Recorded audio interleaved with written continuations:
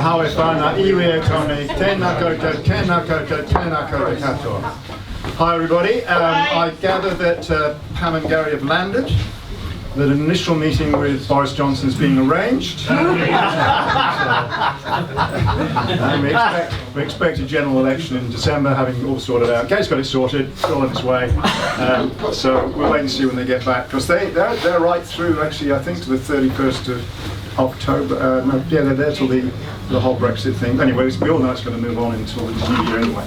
But, so good to be here this evening. Last week we had a very informative and interesting and welcome meeting with our new CEO at the council, and I think that was a really, really worthwhile meeting. And if you haven't seen that online, it's worth having a look at, hearing more about it.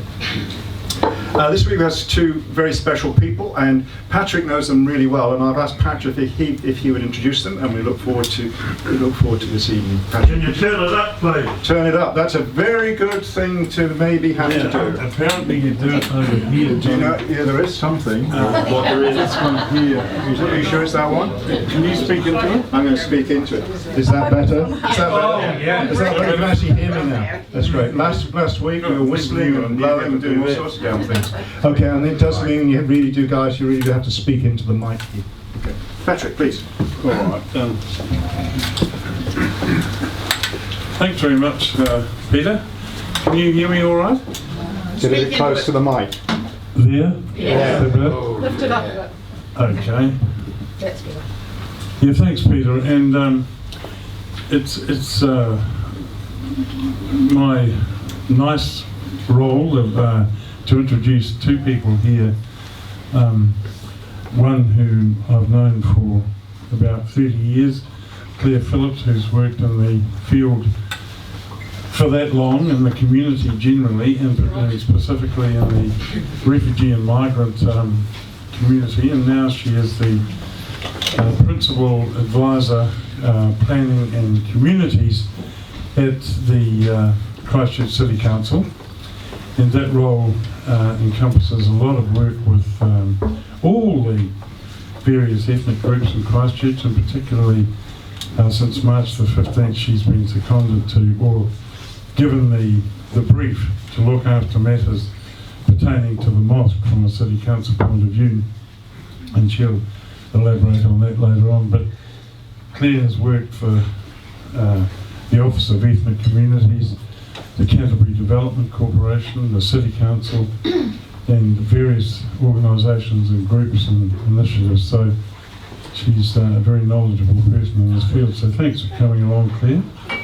And Jamal Tony Green is from the An-Nur Mosque, and Jamal Tony is the communications advisor for the mosque and the spokesperson, and you may well have seen him on stage in various places and in the media, on radio, talking about mosque issues since March the 15th.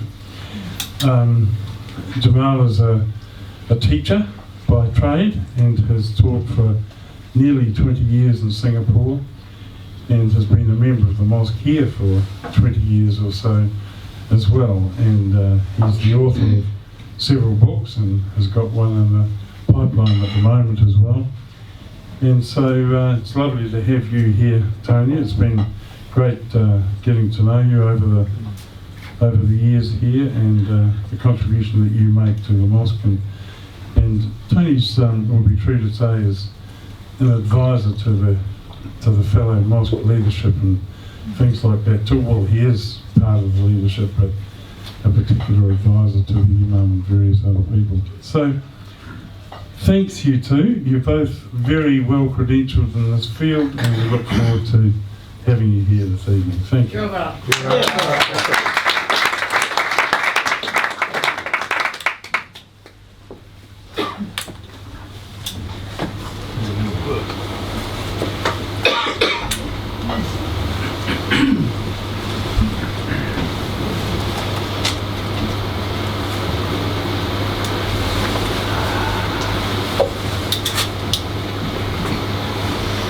Again, I greet you with the Islamic greeting, brothers and sisters in humanity. Assalamu alaikum, peace be with you. I've got to say a few disclaimers at the beginning. I don't recognise myself in the intro there. When Patrick asked me if I could sort of step forward to do this, I said I feel more like the warm-up act than the main event.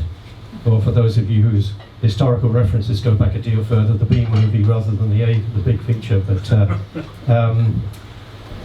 a couple of disclaimers, if you like. One is I have to sort of say that I was not here on March the 15th. I was in Singapore.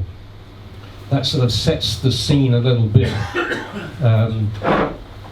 because the calls started to come through around about 8:45, which with daylight saving would have been 1:45 here. First of all, the call came through, no caller ID. Normally I flag those, but I picked it up and they said, "This is the press, do you know about Christchurch?" I said, "No, I'm overseas." "Okay, we'll look elsewhere." And I thought, well, maybe we had an argument in the mosque. And then a call came from Algeria. I thought, I don't know anybody in Algeria. Then South Africa. So then I went online and looked. I thought, goodness me, no. Then I had a call, a lady. She said, "I'm Abdul's wife. Have you seen him?" Because she knew that he was a Palestinian guy. She knew that he and I had worked together. I had respect for him. She knew that we prayed in the same kind of space, close together there. When I came back, I looked then at this whole thing of what do I do now? It's like the earthquakes. If you're not here for one, you have that kind of survivor guilt thing. So I thought, do I go back? And then you see that there's this massive outpouring of people coming in from all over to deal with things, the washing, the preparation for burials and all that stuff. So you realize that you're just one more Joe. And I'd promised to stay on. I'd been at a conference talking about how people used to travel by sea from Southeast Asia from the 19th century through to the 1970s to make the Hajj. And I promised to stay on and do a talk to some museum guides there. So I thought, okay, maybe there's some good if I stay on, but still feeling kind of a bit out of it. When I did get back, then there was a meeting. The UN Deputy Commissioner for Human Rights, I think, came, and we met on the Marae. And then in the afternoon, met with some families. And the lady who'd called me, she said she met me. And I said, so her husband was one of those who was killed. And she said, he never came home.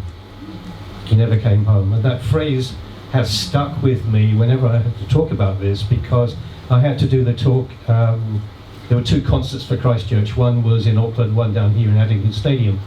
And I was asked to talk at that, which was weird. Because to sit up there in the corporate boxes and see this concert, which started off with "Welcome Home" and ran all the way through bands whose names I knew, but I couldn't put who's that? Look down. I was 660 or something, Shapeshifter or whatever, because I belong in another musical age. When I went down, finally I was trying to work out what the hell do I say to this in a setting like this. And that's when that's the first time I used that again to say, look, that's what she said, he never came home.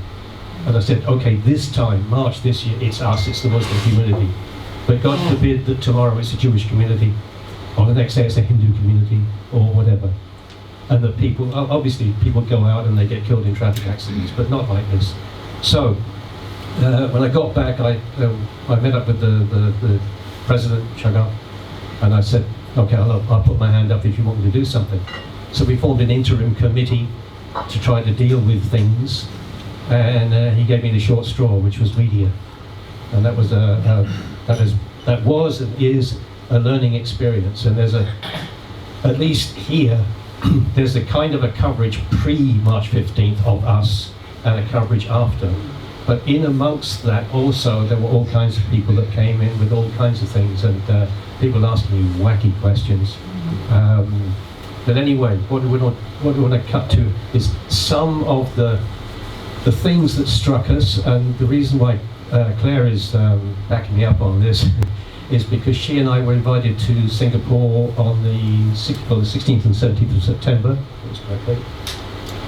for a 2-day workshop there on countering terrorism or extremism, because the Christchurch experience seemed to have struck so many people. First of all then, a little bit of context. I won't ask the great question, can you all hear me? Because that's the which Patrick asked. Because when I was teaching, can you hear me? Of course, the people who can't hear you haven't heard the question. But I'll just say loudly at this point, if you can't hear me and I wander away, just wave your hands at the back, right? Okay. Just something about context. This mosque in Deans Avenue was, I think the drawings were in around about 1984, but it was about 86, 87. When people talk about the Muslim community, the word's got a sort of a ring, a sort of connotation of a sort of a coherent thing, maybe homogeneous, things bound together, links and connections. This mosque is possibly the most international place in Christchurch. We have had at least one person from all of these places whose flags are represented here. I should remove the one, I've got a pointer here, but there's one there which is second up on the left. The Jamaican flag is the bottom. Just above that, it's Cape Verde off the west coast of Africa, because this lady's moved on. But basically 45 to 50 different nationalities. What people bring with them are all kinds of cultural leanings and a lot of emotional baggage. And when people come as refugees, also they bring the need to belong, and sometimes to assert your belongingness, then you assert yourself. And you say, back home we did this. So, for example, because the Muslim calendar is lunar, that means that it moves forward 10 days with regard to the solar calendar every year. So to fix the time for the start of fasting, you generally go up Summit Road or somewhere like that, and when the sky is clear, you can see the new moon, which is pretty low in the sky. As you go further west, if you're off the west coast of Oz or out in the Indian Ocean, the separation is bigger and it's easier to see the new moon. But the trouble is, even though, because of that nominal line through Greenwich, which is a Western construct, then it appears that we are the first, quote unquote, place to see the new day, which is a nonsense. But that just is embedded in people's consciousness. So what you then get is the clash, because actually it's damn hard to see the new moon here, and effectively we belong over the other side. So you get people in the community saying, we should start fasting. Back in Saudi they've started, and so on. And every year for communities all over the world, that's one of the conflicts. So then you get questions, how is the community responding? So the media come and they say, how's the community responding? Okay, this big question, what exactly is the community? It's different. I was asked this in a morning report program, which infuriated the hell out of me, because they called me the day before and said, we want to talk about disbursement of monies. I was all prepared for that. And then this lady, another POM, there are too many of us POMs here. Sorry about that. I was at Patrick's place watching the rugby. I supported the correct team even though we lost. And the curious thing about that, there was a note in one of the papers that the more than half of the starting 15 for the All Blacks were from the Crusaders, and more than half of the starting 15 for England were from the Saracens. That's pretty neat. So, how is the community going? And I said on Morning Report, well, it's very individual, because different people will respond very, very differently. I said the only nearest analogy I can offer is the earthquakes, and of course the reporter up in Wellington had no idea. So you can't offer analogies when the other person's got no reference point. But they would ask, how are you doing 3 months on or 6 months on? Because the media needs its little markers. And I said, we had John Campbell's lot, and I said, look, this is not an anniversary for us, and there are different contexts to this. For example, a concept in Islam called the iddah period, the waiting period. If a woman has lost her husband, he's been killed, then there's a period in Islam, it's in the Quran, of 4 months and 10 days, which is a period of waiting. The reasoning for it, I think, would have been to avoid gossip. So if you sort of say, her husband was only killed about 14 days ago, and I saw her laughing and joking in the supermarket. Gossip is a universal. To avoid any doubt, if a woman were pregnant at the time that she lost her husband, to avoid doubt. So that period is a significant one. So when they said 3 months or 6 months, you have to understand, I said, it's not significant for us. Another concept which people were struck by in the terms of our response was the concept of the shaheed, the martyr. So if you say the declaration of faith in Islam is Ashhadu an la ilaha illallah, I bear witness that there's no God but the one God. If in old times or times past, when it may have been more common for women to die in childbirth, then she would be called a shaheed, a martyr, because she's died in the process of bringing life into the world. If somebody went off to fight in the defense of a people wrongly attacked, and we're not talking ISIS here, we're not talking Al-Qaeda, wrongly, unjustly attacked, and they die in that, then they're called a martyr. And in like fashion here, the idea of martyrdom, if you go to pray and you're killed in that. So therefore, on the spiritual level of faith, people were accepting of the idea that whatever the pain, the human pain or the human loss, accepting of the idea that their loved ones had gone to a better place. A bit like I was talking to Peter earlier on. My grandparents, great-grandparents lived on the south coast of England. In a little cottage right beside it was the church, St Thomas of Becket, martyred in Canterbury. Same sort of notion. That little thing there, obviously, it's as Jacinda Ardern says, some people forget. I did a book in Singapore for some business organisations, and the woman, young Chinese girl, she said, "Where do you live?" I said, "New Zealand." She said, "Boring." I said, "Thank you, it's okay." I took that from Oscar Wilde, who apparently a well-known society bore, said to Oscar, "Oscar, I walked past your house the other day." "Thank you very much." So you don't want to come, it's fine, they've let me in and I feel blessed. But that idea of just how remote we are, I think it's the centre of the world, but tell me about context. If you look at Britain and you look at New Zealand in terms of size, New Zealand's about 20,000+ square k's bigger. UK, 63 million population. I said to my brother last time, I said, "You should have a big sign at Heathrow Airport saying, 'Sorry, we're full. Can you come back in 15 years?'" New Zealand, 18.2 population density compared to Britain's 259. Keep that figure in mind when we come to Singapore. Then if you skip that and tease away the North Island, as some would like to, then you get very, very different figures. 7.5 people per square kilometre. Population, just around that. Muslim numbers in New Zealand, 50,000 approximately, less than 1%. Muslim numbers in Christchurch, about 4,000. That includes the Shia, who tend to pray in their own place in Bishopdale. And numbers are very, very small. So you look at that and you think, well, these kinds of things simply don't happen here. And it's been, I think, something of a wrench to now be put into a place where, again, the global, we have known as Muslims that the global impacts on the local. We've been held to account for atrocious things done in other places, or held in suspicion of that kind of thing. And I'm not, for one moment, trying to avoid the fact that there are people who claim to be of Islam who have done atrocious things.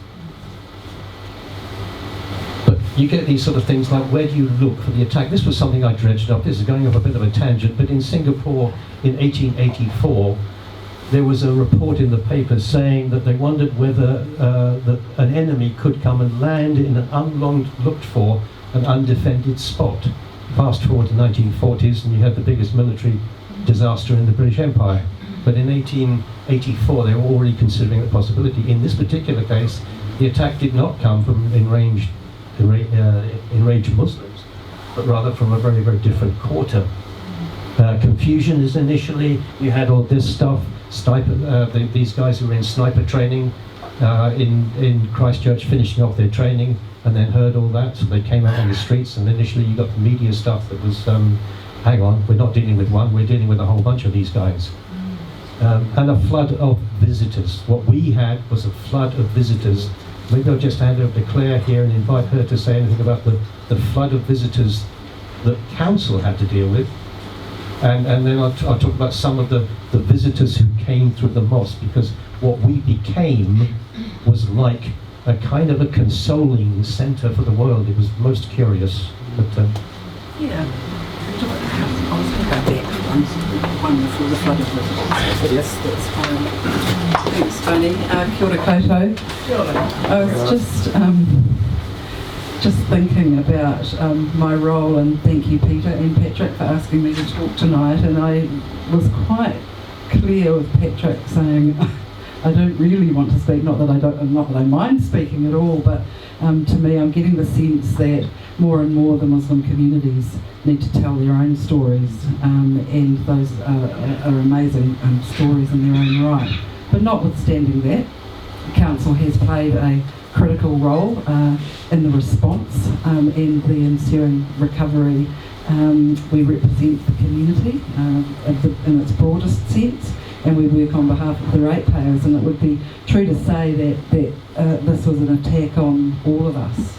And so what we do as a council, in partnership with our central government agencies and local communities and third sector organisations, we're working collectively in terms of a response.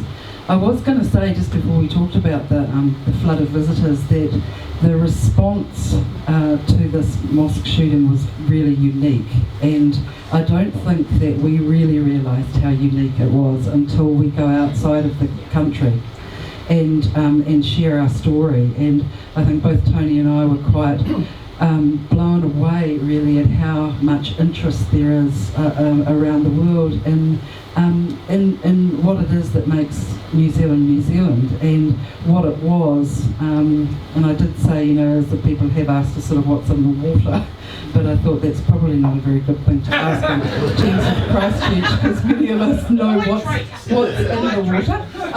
But that's really facetious. But people really do want to know what it is about us. And was it manufactured? Is it latent? Has Christchurch experienced so much adversity that we're getting really good at working together? It could be a bit of everything, Is it the investment in the social capital over many years, even pre-earthquake, and our deep and abiding relationships and trust that we have with one another? And I'm really fortunate to have worked in this space for 30 years. Thanks, Patrick, for reminding me of that. I don't think we've aged at all, have we? 30 years. But those 30 years, and it's not just me, it's people like Catherine Pete in the audience, people, all of you, that have really strong relationships with one another, of different faiths, different ethnicities.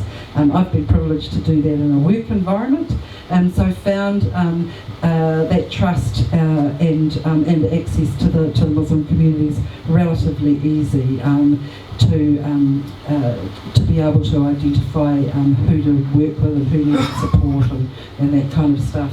But I just wanted to read, and I wasn't going to, but I think in terms of the response and how it was set first, before we talk about these floods of visitors, and there were, was that the tone of the response was set really, really early on. And I don't think as a country we can underestimate the impact that Jacinda Ardern had in setting the tone, and indeed our Mayor as well, and Mary Richardson, who very clearly and early on said that this was going to be a local-led community response. Now, our Mayor and Mary particularly know full well what it's like when the city's in crisis, and it's got its own answers. And we really wanted to work with Wellington, we wanted to work with our central government partners, but we wanted to do it on our terms, and really on the community's terms. But I was just going to read out quotes that kind of set set the scene. And I'm just going to read the quote and remind you again of what Jacinda said very early on. And she said, "We were not a target because we were a safe haven for those who hate. We were not chosen for this act of violence because we condone racism, or because we're an enclave for extremism. We were chosen for the very fact that we are none of those things. Because we represent kindness, compassion, a home for those who share our values, a refuge for those who need it, and those values, I can assure you, will not and cannot be shaken by this attack." And that kind of reverberated around the world, and it resonated with many. And she said, "Speak the names of those who were lost, rather than the man who took them. He may seek notoriety, but we in New Zealand will give him nothing, not even his name." And so, you know, Ahmed Fareed, the gentleman that you would have seen at the memorial in the wheelchair, also said something, and it's so powerful. And I think many people were blown away by him saying, "I want a heart that is full of love and care and full of mercy, and we will forgive lavishly because this heart doesn't want any more life to be lost." So Leanne responded too by saying, "This is the way to respond to terrorism, not with retribution, but with generosity of mind and spirit as we build bridges between communities across our cities." And I suppose that's true. I mean, it is true. We have been doing that. And we've been building relationships across the country and the world. And we had, you know, floods of visitors, of course, to the city. We've had diplomats and senior politicians from various countries, and Muslim leaders from all over the world, and disaster experts, and people wanting to give their artwork or messages of peace, love and solidarity. And there's just so many. And many of you might have had an opportunity to see the Tributes of Aroha exhibition, which was, you know, curated samples really of just the plethora of outpouring of love and solidarity. But along with that, when you're in the middle of a crisis and a recovery or a response, is that the visitors, it's a bit of a double-edged sword really. It's so nice to know that we're not alone, and that people are thinking of us, and but also it was a huge responsibility and a huge drain on resources too. And I don't want to sound ungrateful at all. I mean, we needed that love, and I think it carried people for a long time. But also in situations like this, we get inundated with volunteers. People coming from outside of the region, people who came from outside of the country to come and help. And at times, sometimes it felt like we were responding to the volunteers and supporting the volunteers more than identifying where we best needed to use some reasonably limited resources at the time. So it hasn't stopped. We still receive people from various parts of the world. Our city councillors often have the opportunity to receive gifts, tributes and messages at their council meetings, or outside of council meetings, receive, you know, artworks and opportunities to work together and build those sort of international relationships. One example, I suppose, from our trip to Singapore, Tony, was that we were working alongside the Maldives and Belgium and the UK and America, who are grappling with massive radicalisation of their populations. And we don't have that here, but I say that we don't have that here yet, unless we are really vigilant. And in terms of opportunities, I said to Tony, I said, I think we might look like Disneyland to some of these countries who are really in serious trouble. But actually it was the opposite. People, so as I said at the beginning of this, are so interested in who we are as a society. And I said at the conference, our reputation might precede us somewhat in that sense, because we're by no means perfect, and we've got a long way to go with our relationship with tangata whenua, our treaty obligations, our racism, our street racism, our institutional racism. There are some ugly sides of our society that we need to confront and really take a good long look at. So yes, while our response was, we were seen a bit like rock stars to the rest of the world, I know that we've got much work to do back here, and we can't sort of rest on our laurels and think that somehow we've got the magic. magic ingredient. That the UK, Leicester City is an international safe city, and so is Christchurch. We're a registered international safe city. And an outcome of the Singapore meeting is that we've struck up a bit of a partnership or a relationship. Leicester City want to meet with us and the Muslim communities and their elected members, and I'm hoping to brief some of our elected members too, and we'll start to share our lessons and impart some of our knowledge about what we've learned about building community resilience and supporting communities and investing in communities. It's not a cost, it's an investment. So I think that's it, because I could waffle on, I suppose, but I might hand it back to you, David.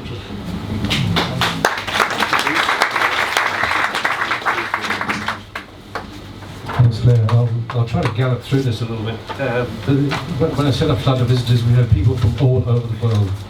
We had a guy from Peru who stood there and said, "How did you come here?" He said, "I follow the stars." And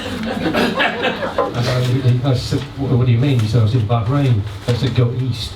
And I was in Bahrain, and he said, "Go south." This guy's on another level. But we had people, there was a lady from Ohio, a black lady from Ohio in the States. She said, somehow this seemed to speak to people about what seemed wrong. It wasn't just like, I come to you to have empathy. It somehow was speaking to people. She said, when my kids are out, and I say to them, if you get stopped by the police, put your hands there on the wheel, follow exactly what they say, but even then I'm worried they're going to get a road cop on a bad day. A Dutch guy who said, he just stood there in the mosque, and he said his son had died at the age of 22, his daughter was away somewhere else, his partner, wife, not spoken about, but he was standing there, and it was as if he was looking at his own life and asking, what is important? There was a Chinese, I say an elderly, you get older, see yourself, to see ourselves, not to see us. A Chinese guy standing there, his eyes were moist. I said, "Where are you from?" He said, "I was born in China, I live in Chicago." He had come all the way here just to stand in the mosque. 3 Moroccan women gave me a Moroccan flag. A girl I keep mentioning, a girl from Idaho, who walked in, tears flooding down her cheeks. She was followed by a woman from Melbourne, tears flooding down her cheeks. The two were hugging one another. The American girl said, "My friends think I'm weird because I don't look at the news anymore because it's bleak and dark and I feel powerless to do anything of value." So we're talking about what can you do? And I'm coming back to examples of my mother, bless her, who was just a very, very quiet Christian. Never quoted it to anyone, but prayed every day for give me the Archbishop Canterbury's representative, who was Terry Wade. Prayed every day for him. If somebody was gossiping in the room, my mother would get up and walk out. But a simple act actually puts the place in the right context. A French family came. Father, daughter, her partner, 3 kids. And she said, I had to dredge up my 50-plus-year-old school French, lots of shrugs and so on. And we got through something. She was massively impressed, and then sent me an email, which was fine. I could perfectly understand that, but don't ask me to reply in writing. But she said this. She said that they were, I don't know how's your French, everybody. But basically, they were traveling with their children on a journey of 6 months.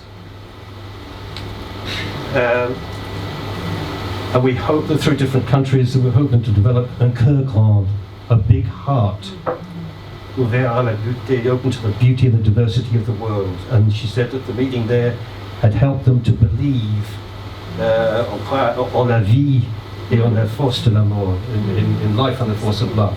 But it was the opening part also that struck me about that. I mean, if everybody travelled with their children with that, what is our journey for? We're going to play golf in Bali? No. What is our journey for? We want our children to develop a big heart. Well, it would be a pretty nice intention. It's the opening part that troubled me a little bit, because she said that we are in admiration of the dignity of your community. And we're not, we're just ordinary people, like Claire said about the rock star thing. But this thing, and then to me it then begged a question. Well, how is it that this sort of admiration How does that come? Why is that a surprise? What are the perceptions you've had about us, and where did you get those perceptions from? So I come back to, and I said at the beginning, the coverage of us prior to the attacks and the coverage after has been very, very different. Yeah. In 2014, you may recall there were two people who were, the stories were that they were killed by drone attacks in Yemen. One was a Kiwi, one was an Australian from Queensland. And the stories in the press were that. The headline, I think, was "Killed Terrorists Radicalised in Christchurch." That was like statement of fact. The body text differed, were reportedly introduced, and the picture caption said that radical base ? I mean, we met the Kamala, who's now editor, and then Joanne, who was the editor before. These things, when I said that the map of the world with New Zealand seeming to be so far away, so that whatever you say is a local story, that's a local story. The press was South Island, it's Canterbury. No, it's not. And so what then happened is that when I went to Singapore, the conference that we attended, workshop we attended, was set up by a guy who had been one of my students in 1988. And I asked him, because he was in this institute, I said, can I read the Killer's Manifesto, because it's a banned document in New Zealand, or am I going to attract unwanted attention? He said, you're good to read it here. So what you then find is that he got sanction for his fairly warped beliefs, or one more endorsement. He was going to kill somebody somewhere, but he got one more endorsement perhaps from this story, because he said in answer to the rhetorical questions he was posing up to himself, why did you attack this base? Because he said it had a known history of extremism, right? And then what I saw, somebody sent me a link to a far right site, which then interpreted that same story in this way. So that bit in yellow there, essentially the Al-Nur Mosque in Christchurch that Brendan Tarrant shot up was involved in actively recruiting Al-Qaeda operatives. And you think, my God, what is this? You know? It's so... I saw a quote from Cardinal Richelieu, said something like, give me 12 words from an honest man and I'll find enough to hang him. You know? The ability, the potential for distortion. The hospital, okay, what happened on the 15th? This is a couple of these slides are from Carolyn Van Dersen, who's the comms person at the hospital, a wonderfully generous woman. She said the hospital at the time, shock, disbelief, and then the adrenaline kicked in. I asked her, and I was talking to Hironi, our Maori police liaison guy, I was trying to look for what's some of the things that stand out in the response here in New Zealand compared to what you might expect overseas. So the funeral was paid for by the government. Initial from a give a little page, 15,000 to people. Money has been a challenge. Money, when you put it in people, is a challenge. It really is. It's necessary, it's vital, and there are people who urgently need it, but it does change the perspectives. The medical costs.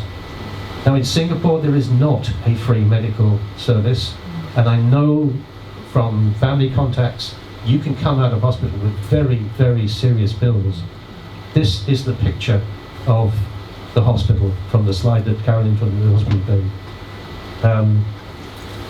The acute theatres operating Friday and Saturday, 12 of them. Equivalent to 1.5 years of nursing time. 7 acute theatres operating Sunday, 100 the hours of anaesthetic time. The ICU, 3,132 ICU hours. ICU hours. This is huge. I wasn't asking her, can you tell me about some of the operations, because I know we have people now still in our community who've got lots of bits of sort of shrapnel-y stuff inside them because they can't get it out, and they go for regular tests for lead levels in the blood. We've got people who can't sit for a long time because of nerve damage, and so on. And there are worse. But again, some part of the response here is, I said to Karen then, I said, the hospital doesn't look too flash on the outside. She said, it doesn't look too flash on the inside either. but in terms of its ability to operate, it operates at a very, very high level. And these are things that perhaps we just don't see and take on board. I gave a talk to a provost group on Monday last, and I said, it's not a Kiwi thing to sort of be proud about a lot of stuff, but in a way, a lot of this is stuff to be proud of. The whole interagency work, I'll shut this on quickly. What I call the Jerry Brownlee building here. So that all the special services on the left-hand end of that, but able to work together. Again, Hironi with the police said, 40 different ethnicities and cultures that they had to deal with, and people coming. Police have consistently said, we've had a very long, very positive relationship with New Zealand police. What they consistently said is, we want our police to represent the demographic of the country, but we know that for many of you people, for the countries you come from, we are the last people you'll go to. An Iraqi friend said, they pull you over at the side, say driving license, you get handed out, shred it like that, driving license. So the experience has been very, very different. Also, there are many people coming from countries where you simply drag the bodies out. When the horrific thing took place in Sri Lanka, they were just pulling bodies out. And what Hironi said is, what we tried to do is to ensure that the identification through DNA was world standard, so that there could be no doubt. Because in other places you get these situations where people say, yes, it's my cousin, and subsequently, because they're damaged, they realize they've buried the wrong person. So those standards. But inevitably, nobody knew what to do, but everybody knew we were doing it wrong. You get that kind of situation. That little detail. And I asked, how did this come to be? Because the interiors, they were rejibbed, painted, no charge. All the walls around filled, painted, no charge. And he said that lovely phrase. It was just the time, they caught the time, they caught the moment, they caught the mood to do this thing.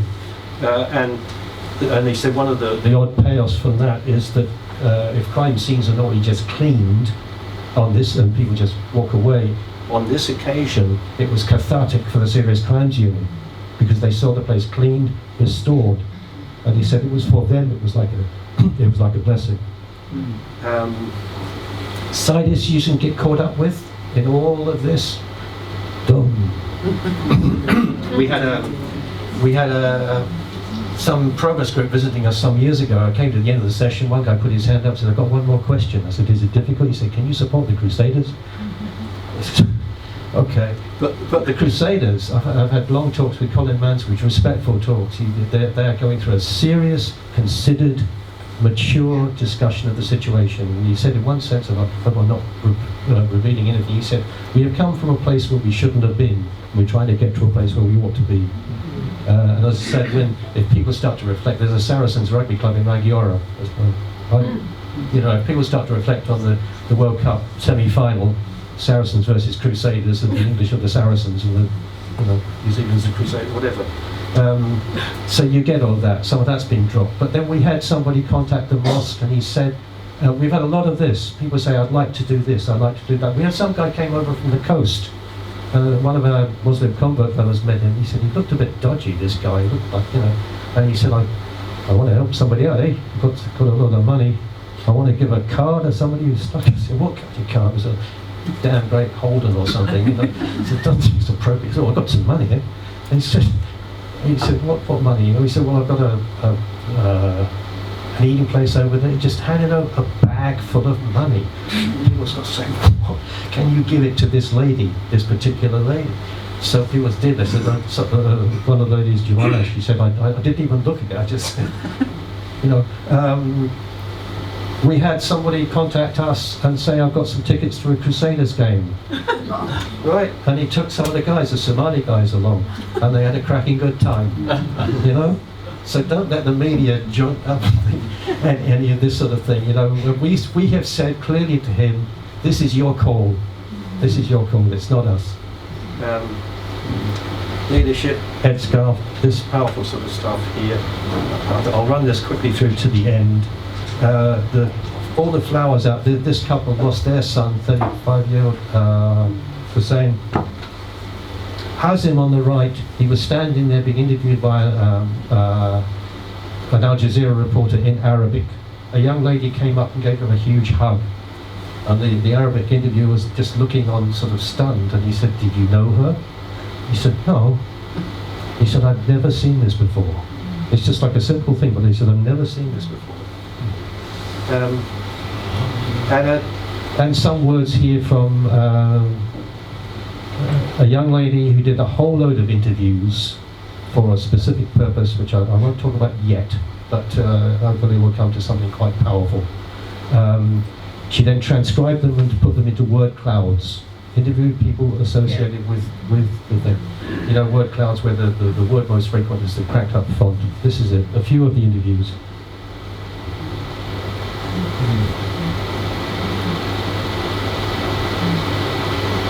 It really is itangata. It's sort of the nature of the responsibility. Claire was saying, people looking at New Zealand say, what is it about what you do?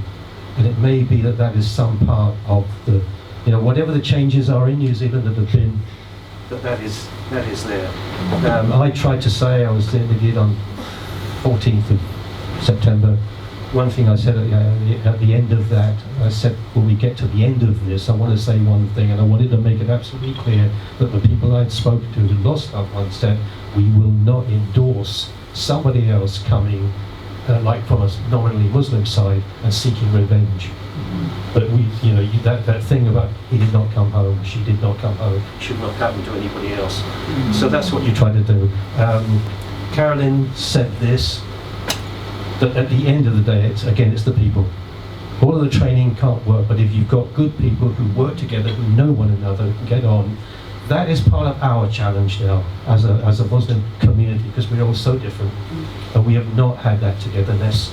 And one thing is, I've said to some people, please do not ask us to be more than we are, because whilst we are, you know, we are fallible. I flipped a message to Lisa Davis, one of the One News crew. I said, look, as the months and years go on, this community will reveal itself like every other. There'll be quiet acts of real goodness that are not even seen or heard, and there'll be other loudmouth people who are embarrassing us. And she said, what do you mean? I said, you're a journalist, you know exactly what I mean. She said, you know this, do you mean that story? I said, yes. She said, I balanced it. I said, sure, I respect you for that, because you balanced it with another voice. But you know, the people coming together. Farid was hugged countless times. Months ago now, he said, I'm tired of being hugged. He said, I'm okay, but they need to hug me. But it is a strange situation to have been in. But now we've been wrenched into a space where we're not even quite aware of it. To actually speak for compassion, we are not quite ready to articulate it. I think we have a lot of stuff to go through still within our own communities to get to that space. But it means we must, in some ways, honour those people who've been killed, not by trying to get to that space. But it is weird. And if you then go to a place like little old Singapore, this you can't see clearly, but that's Singapore set against Lake Taupo, right? It's and a population like that. It's like Lake Taupo on steroids. It's very, very different. So what can work here is, you know, like when they compare New Zealand education with Singapore education, don't go there. No. Don't go there. I worked there for 18 years, I know, and I can tell you about it. You know, what we offer here, you actually turn out, the best New Zealand turns out human beings. Articulate, grounded human beings. And it's something to really get your head around, not some international metric on figures. It's very, very different. That's the scene of the Singapore MRT mass transit train, and if you notice, what are they doing? These are wonderful devices, but they kill off community. They really do. But I think that's plenty for me. So.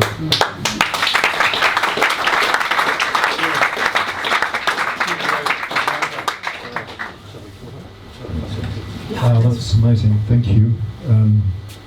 I remember a few days after the massacre, I put their dog collar on, and I was stayed at the museum, just up and down around people gathering there, and I think it was half round. But the thing that moved me most were some of the women from the mosque who were there, and they were comforting us.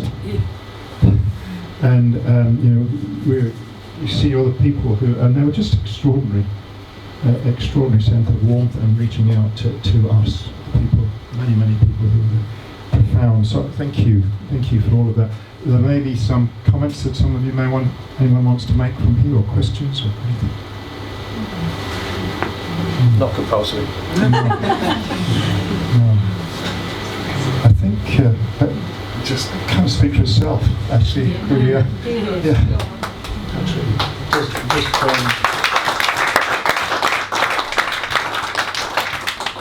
Just one observation along the lines of what you were saying about Muslim women.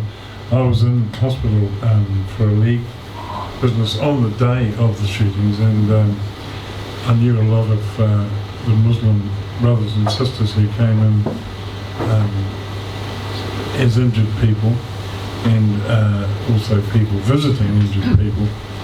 But I was there for about 10 days, and one lovely thing along the lines of what you were saying, Peter, was Muhammad Aliyan, who's one of the leaders of the mosque, a holy man. He came to my room and he said, "I've come here to massage your foot." And he massaged my foot and said some Quranic verses, and that was lovely. And here was a man who had lost his son, shot dead in the mosque. He'd been shot in 3 places, and he was a leader and a spiritual leader. And here he was doing this thing for my pathetic foot. And so then I gave him a Christian prayer and touched his shoulder, which was one of the parts he was shot at.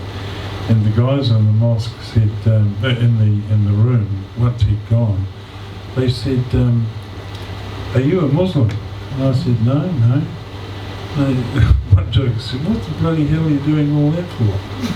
And I said, "This is just human generosity and kindness and love being shown in a hospital regardless of anything else." So it's quite beautiful. Kia ora, Patrick. It was after the massacre, we had a meeting in the Tuesday Club here, and we had, what's that young Afghani guy's name? Abbas, who we know and is wonderful and marvellous. He came, he had a friend with him from Somalia. From Somalia. And they spoke. And it was, they were amazing, these youngsters speaking to us. And there was a lot of conversation out of all that. And we were all sort of, we're all as we are. And one of the things that was said, we've got to step up. One of the things we can do, we have to face, wherever we see racism in whatever form, we have to step up and we have to expose it and stand up against it. And we're all saying that, yeah, that's what we've got to do, that's what we've got to do. And I remember at the end standing and said, this is very powerful stuff, which we're saying tonight. Will we be saying this in 3 weeks' time?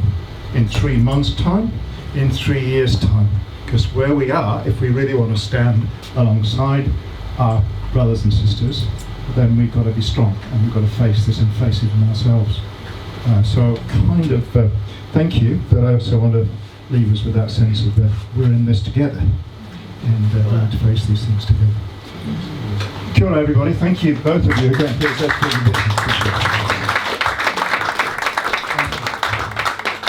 So thank you everybody for being here. I would like now to pass over to Axel, who's going to tell us about who's going to be here next week. Axel. Yes, kia ora koutou. You might be watching the news every night and look at the wildfires in California and thinking, this is no good. And we've certainly experienced something like that here ourselves. The Port Hill's on fire. I don't know about you, but I didn't have too much trouble coping with earthquakes. The earth wobbled, didn't take very long, and then it was quiet again. But seeing the Port Hills on fire for days on end, that really got to me. I don't know why, but I could not cope with that. And so next week we have the pleasure of listening to a young man called Stefan Kraberger, and he has done his master's in fire prevention on the Port Hills. So with climate change making things drier for longer and the fire risk increasing, I think that could be quite a useful topic for us to listen to what Stefan has to tell us. Thank you. Thank you. Thanks everybody, thank you for being here. I think there's a passing comment of Gary as always, if you're not on our emailing list and you'd like to be, please talk to Rosemary actually over there, because I'm open to that sort of stuff. Thanks everybody, thank you. Thank you.